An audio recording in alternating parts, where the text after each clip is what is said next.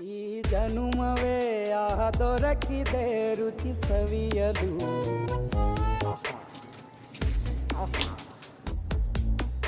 ಈ ಜಗವಿದೆ ನವರಸಗಳ ಉಣಬಡಿಸಲು.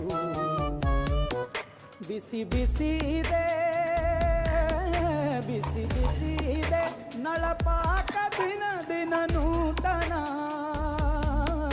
ಈ ಬಿಸಿಯುವಾರುವ ಮೊದಲೇ ಎಲ್ಲರ ಜೊತೆಯೇ ಮೆಲ್ಲುವ ಕಲೆಯ ಜೀವನ ಜನುಮವೇ. ಈ ಜನುಮವೇ ಆಹ ದೊರಕಿದೆ ರುಚಿ ಸವಿಯಲು.